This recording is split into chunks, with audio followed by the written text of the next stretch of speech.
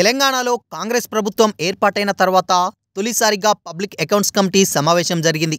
గాంధీ భవన్లో జరిగిన ఈ సమావేశానికి కాంగ్రెస్ పార్టీ తెలంగాణ వ్యవహారాల ఇన్ఛార్జ్ దీపాదాస్ మున్షి అధ్యక్షత వహించారు. CM Revanth Reddy, AICC general secretary KC Venugopal, TPCC chief Mahesh Kumar Goud, deputy CM Bhatti Vikramarka సహా 23 మంది పీఏసీ సభ్యులు పాల్గొన్నారు. ఈ సమావేశంలో ముఖ్యంగా స్థానిక సంస్థల స్నద్ధత గురించి చర్చించారు. తెలంగాణలో అతి త్వరలోనే స్థానిక సంస్థల ఎన్నికలు జరగనున్నట్టు సీఎం రేవంత్ రెడ్డి తెలిపారు. ఈ మేరకు నేతలకు కీలక సూచనలు చేశారు.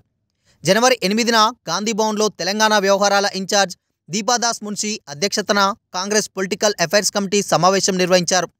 ఈ మీటింగ్లో మొత్తం 23 మంది పీఏసీ సభ్యులు పాల్గొనగా ఏడాది ప్రజాపాలన, పార్టీ పదవుల నియామకంపై సమావేశంలో ప్రధానంగా చర్చించారు. అతి త్వరలోనే స్థానిక సంస్థలు జరగనున్న నేపథ్యంలో పార్టీ నేతలకు, శ్రేణులకు సీఎం రేవంత్ రెడ్డి కీలక సూచనలు చేశారు. ప్రభుత్వ పథకాలను ప్రజల్లోకి విస్తృతంగా తీసుకెళ్లాలని దిశానిర్దేశం చేశారు.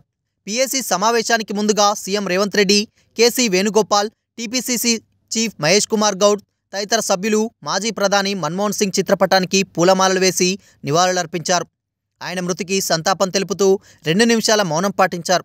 ఈ సందర్భంగా తెలంగాణ రాష్ట్రం ఏర్పాటులో మన్మోహన్ సింగ్ పాత్రను గుర్తు చేసుకుంటూ ఆయనకు భారతరత్న ఇవ్వాలని తెలంగాణ అసెంబ్లీలో ఏకగ్రీవ తీర్మానం చేసినట్లు తెలిపారు. అలాగే పాత బస్తీలో నిర్మించిన కొత్త ఫ్లైఓవర్లకు మన్మోహన్ సింగ్ పేరును పెట్టినట్లు చెప్పారు. సమావేశంలో సీఎం రేవంత్ రెడ్డి మాట్లాడుతూ కాంగ్రెస్ ప్రభుత్వం ఏడాది కాలంలో చేపట్టిన సంక్షేమ, అభివృద్ధి కార్యక్రమాలను వివరించారు. కాంగ్రెస్ ప్రభుత్వం రైతులకు పలు సంక్షేమ పథకాలను అమలు చేస్తుందని పేర్కొన్నారు. ఈ నెల 26న రైతు భరోసా పథకాన్ని మొదలు పెట్టబోతున్న క్రమంలో సామాన్య ప్రజల్లోకి ఈ విషయాన్ని తీసుకెళ్లాలని తెలిపారు. రైతు భరోసాతో పాటు అదే రోజు రైతు కూలీలకు 12,000 ఆర్థిక సాయం కూడా అందించనున్నామని రేవంత్ రెడ్డి పేర్కొన్నారు. మరోవైపు 21,000 కోట్ల మేర రైతుల రుణాలను మాఫీ చేసినట్లు సీఎం రేవంత్ రెడ్డి వివరించారు. ప్రతి రైతు కుటుంబానికి 200 యూనిట్ల ఉచిత విద్యుత్ అందిస్తున్నామన్నారు. ఏడాదిలో 55,143 ప్రభుత్వ ఉద్యోగాలను భర్తీ చేసినట్లు తెలిపారు. ఆర్టీసీ బస్సుల్లో మహిళలకు ఉచిత ప్రయాణం కల్పిస్తున్నామని, ఇందుకు సంబంధించిన వ్యయంగా 4,000 కోట్లు విడుదల చేసినట్లు పేర్కొన్నారు. 500 రూపాయలకే వంట గ్యాస్ సిలిండర్ అందజేస్తున్నామని, కొత్త రేషన్ కార్డులు కూడా త్వరలోనే పంపిణీ చేయనున్నట్లు సీఎం రేవంత్ రెడ్డి వెల్లడించారు.